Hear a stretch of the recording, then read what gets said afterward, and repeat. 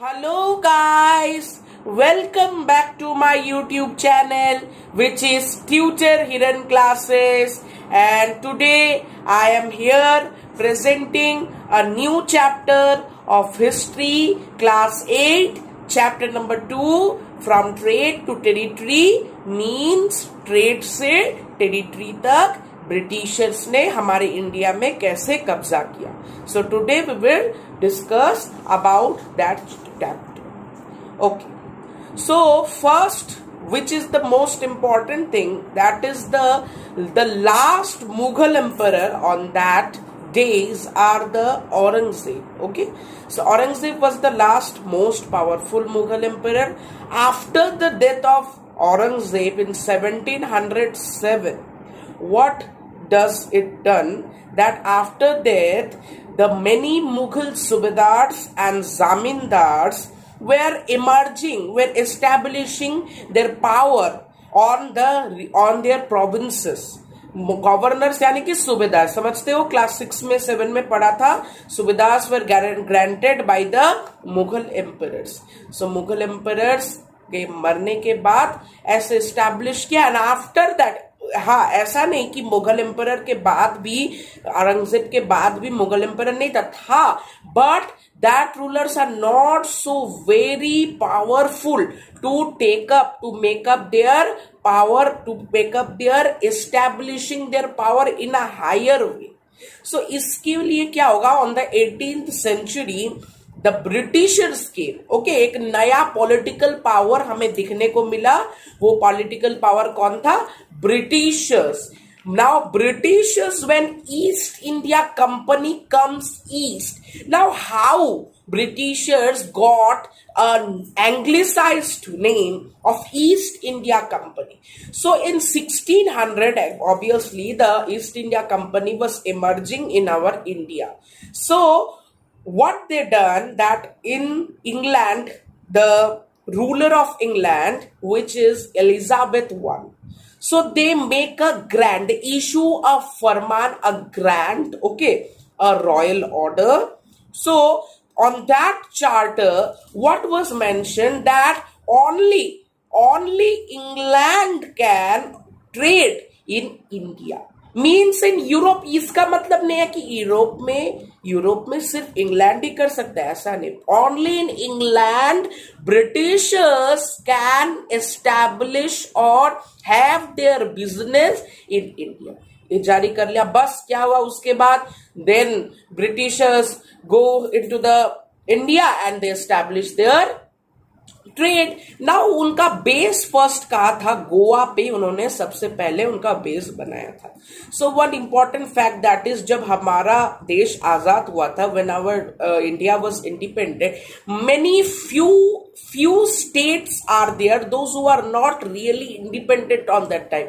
So such an example was Goa, because Goa की तरफ तब भी ईस्ट इंडिया कंपनी का राज था, क्योंकि वहां पर उनका बेस था. And from there trade has been started. So इसलिए गोवा उनका पहला बेस हुआ था. So when Vasco da Gama, Portuguese explorer, when he explored the sea route to India. India जाने का सी रूट उन्होंने खोजा था. उन्होंने कहा से, अफ्रीका से, जैसे कि आप अगर मैप में देखो, केप ऑफ गुड होप से उन्होंने सीधा through the Arabian sea he goes into the India's the last part, which is the Goa, or you can say Daman also. Daman and Diu के part में भी था. Now what the main question arises here, that why Britishers are given that name East India Company? Actually they have given that name because, my friends, when the obviously a very famous explorer, that's name is Christopher Columbus. Okay, Christopher Columbus एक बार India की तरह ही उन्होंने समझा कि ये India है. So when he came to that island, to that perspective island, he used to imagine that island is India, but not. It was not India. Actually, it was West Indies. West Indies is not a country, my friend. It is a country which was made of from group of islands. जैसे Mumbai group of island के बना है. मुंबई पहले शहर नहीं था, it was a island. So West Indies को उन्होंने इंडिया समझ लिया. तो अब वेस्ट इंडीज से जब वो आए, क्रिस्टोफर कोलंबस जब आए, then he found another India. So that India, अब वेस्ट इंडीज तो खोजा गया था. वेस्ट इंडिया, सब एक ही इंडिया बचेगा. वो कौन सा था? ईस्ट. वेस्ट के ऑपोजिट में वेस्ट इंडीज इधर, इंडिया इधर. अब दूसरा इंडिया उन्होंने इधर समझ लिया, तो क्या कर दिया? East India. इसी से नाम आ गया East India Company. Everyone have got it? Okay. Now एक बहुत ही उनका एक ब्रिटिशर्स का एक बहुत ही इंपॉर्टेंट ट्रेडिंग सिस्टम था, दैट इज मर्चेंटलिज्म. क्वेश्चन भी आता है, describe mercantilism. So what is mercantilism? Mercantilism means you are buying something from India or any type of country, whatever it is. You are buying some good in a cheap, from a cheap way. You are buying it from a cheap and you are selling it. You are importing it into the another country in a higher price. So same it was used to do by the British. Britishers क्या करते थे? कम दाम में India से सामान खरीदते थे और ईस्ट इंडिया यानी कि यूरोप में जाके, इंग्लैंड में जाके उसको बहुत ज्यादा, जैसे कि अभी अगर the most important things that attracted the European traders are the two things, cotton and silk, जो कि यूरोप का टेक्सटाइल इंडस्ट्री था. उनको तो फर्स्ट ये अट्रैक्ट किया. Second is the spices. South के स्पाइसेस जो थे, जैसे कि cinnamon, cardamom, cloves and many type of things are there, so that attracted them. So suppose आपने समझ लिया कि cardamom was in India 22 rupees. तब के जमाने की मैं बात कर रहा हूं. 22 rupees on that years ago, it was very reasonable price. So तब 22 rupees में वो ईस्ट इंडिया कंपनी उसको खरीदते थे. And in England, they can you imagine that on what price they are selling it in Europe? They are selling it in 50 rupees. Double से भी triple से भी ज्यादा दाम में उसको बेचते थे. तो इसको ही कहा जाता है मर्चेंटिलिज्म. अब क्या हुआ? अब ईस्ट इंडिया कंपनी थोड़ी सी ट्रेड में सख्त हो गई. अब उन्होंने क्या किया? अब उनको ट्रेड एक्सपेंड करना है. तो ट्रेड एक्सपेंड करने के लिए उन्होंने क्या किया? फोर्ट्स बना लिए. फोर्ट मतलब समझते हो ना, फोर्टिफिकेशन मींस किला बनाना. अब उस किले को उन्होंने कैसे बनाया?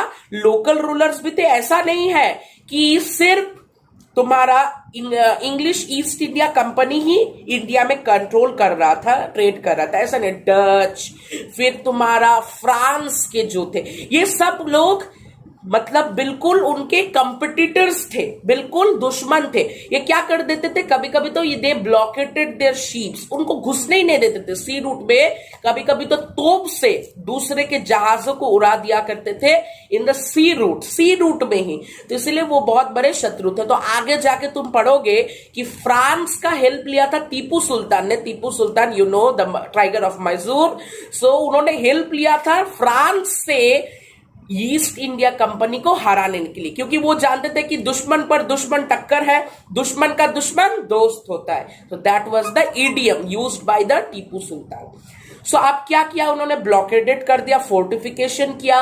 तो जो लोकल रूलर्स जो थे, लोकल मर्चेंट्स एंड रूलर्स जो थे, उन्होंने उनको एक्सपोज करके क्या किया? ईस्ट इंडिया कंपनी ने उनको एक ग्रुप कर लिया. एक ग्रुप में करके उसको एक फोर्ट की तरह बना दिया कि भैया तुम मेरे साथ ही रहोगे. यहां पर ही एक ही फोर्ट रहेगा जहां पर ईस्ट इंडिया कंपनी भी ट्रेड करेगी and the local merchants and traders will also export and import on that same place. अब क्या हुआ? East India company begin straight in Bengal. Bengal में उन्होंने फर्स्ट अपना जो फैक्ट्री सेटअप किया था in the bank of river Hooghly में उन्होंने 1651 में दे सेटअप. अब उन्होंने वहां पर क्या बनाया? एक वेयर हाउस मीन्स गोदाम, स्टोर हाउस उन्होंने वहां पर बनाया जहां पर वो गुड्स रखा करते थे. अब क्या हुआ? 1696 के आने तक क्या हुआ?